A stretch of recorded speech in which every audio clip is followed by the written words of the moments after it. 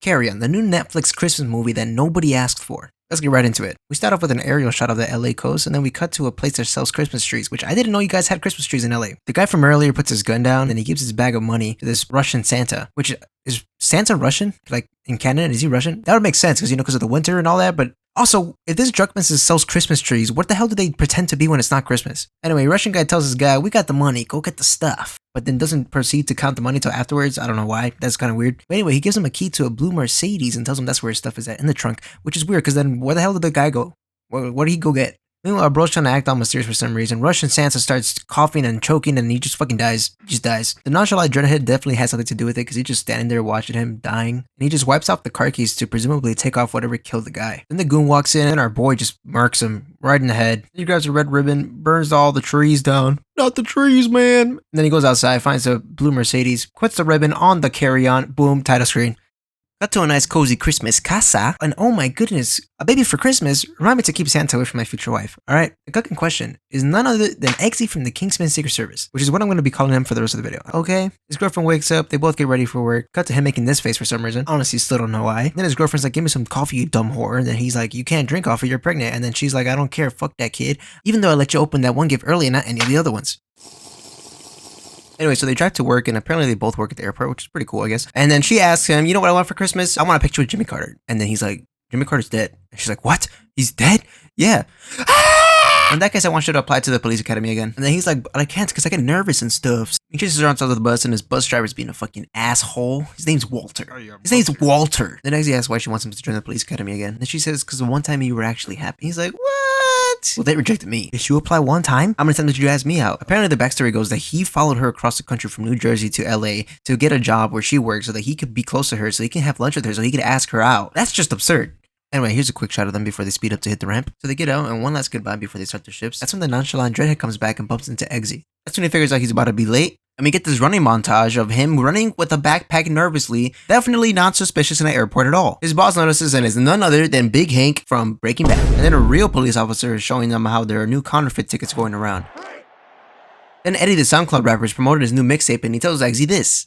Play track 2, and your girl will have twins. Huh? Then Eggsy asks his friend, because he only told him, how many other people did he tell? And he's like, bro, I told everybody because it's good news. Be happy. Then this all-serious military guy who I'll be hating on for the rest of the movie comes up with this TSA bingo, which is exactly what you think it is. Gummies, dildos, vibrators, knives, bullets, everything gets a... What's his fucking name again? I forgot. It's Ron Dunn? What the hell kind of name is that? Wait, there's a guy named Michael Scott? And that's his real name. Anyway, Eggsy thinks that it's a sign from God that he didn't get accepted to the police academy, and his friend Jason is telling him that, no, bro, you gotta take life more serious, especially now you got kids on the way. So Eggsy gets the idea to ask for a raise, and his speech goes a little like, I know I wasn't trying before, but I'm gonna try now. Trust. So obviously Big Hank is not buying that, so he's like, that's a very compelling argument. No. So then next he gets all inspired or whatever, and he barges into their daily playmaking meeting, and he doubles down. He's like, I have high test scores, I'm good at my job, I just wasn't trying before. Give me a chance, Ossiford. And then Big Hank says that even if I wanted to, it's Christmas Eve, it's too busy of a day. But then Jason says, no, switching with me, he can take my spot. And Big Hank allows it. Then we switch over to this guy who is definitely not a plumber based on his haircut. Not to be homophobic or anything, but this is the most theater kid way to point a gun at somebody's head. Then we learn that he's actually the hacker guy of this operation that's about to go down. Hello, everyone. Yep, definitely a theater kid. Eggsy gives Jason one last thank you before starting the shift, and the police officer's like, welcome to the big leagues, man. What the hell, you got poo-poo on your shirt? Here's a Clorox pen. And then Ron's hating ass looking at him like he's a successful black teenager. Either that or he kind of has a crush on him. Then we get the shot of Eggsy pulling this backpack back for seemingly no reason, because you can already see it. There's no reason to pull it back. Finally hear the bad guys talking to each other, and the plumber's watching an IRL stream of some guy breaking into a house. We found out that it's actually Jason's house, and he's there stalking his wife and kids. We found out more importantly that Jason was actually the target for this operation, but since they switched last minute, Eggsy's now at the scanner. The plumber somehow sends a text with this button to send a picture of the Eggsy to the nonchalant dreadhead. So the plumber's trying to find some dirt on him for some leverage, and the streamer's like, do I kidnap them still, or... No, just go to Eggsy's house, we need some more information. Meanwhile, that's happening, this girl's like, excuse me, sir, this is not mine. It's some dirty-ass AirPod, and reasonably, Eggsy's like, what the hell? He goes to put him to the lost and found, and then he gets a text to put it in his ear right now. The texts are kind of freaky, and judging by his face, he probably thinks this is his girlfriend.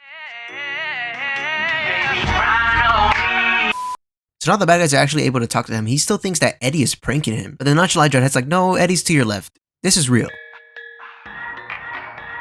The next he's like, oh shit, this is real. So they tell him to go back to his seat. And then Ron's fucking knows he has mind your own fucking business, Ron! So the nonchalant dreadhead's actually telling him what's gonna go down. He has an associate that's gonna come through with the luggage and he needs Eggsy to just let it go through. All he has to do is nothing. So when Eggsy asks him what's in the bag, he just doesn't tell him because it's probably way worse than he thinks. That's when he starts threatening Jason's wife and kids. And now Eggsy realizes that it's not some low-tier contraband that they're trying to smuggle. So the bad guys are just yapping away, trying to get into Eggsy's head, telling him that he sucks and he's a lowlife, and that whatever they're trying to smuggle is not worth their lives. Twitch streamer is in Eggsy's house and he finds out that his girlfriend actually works there too and that she's pregnant. Eggsy tries to pull a sneaky 911 call, but the plumber sees him and he tells him to stop or they're gonna kill his girlfriend. So now he's like, oh damn, you guys are ultra serious. And then the bad guys tell him, don't forget that we know your girlfriend's pregnant. So he hangs up the call and then they tell him to put his phone in the lost and found. And Ron for once is minding his own business. And they tell him to stop trying to be a hero. All you have to do is nothing. We cut to a new character, and the first 5 seconds that we meet her, she's already almost murdering somebody. But it's okay, because she's also a cop, and we're brothers in blue. Even though you almost killed me, I always have your back. I'll give you the benefit of the doubt, even though you're clearly abusing your power.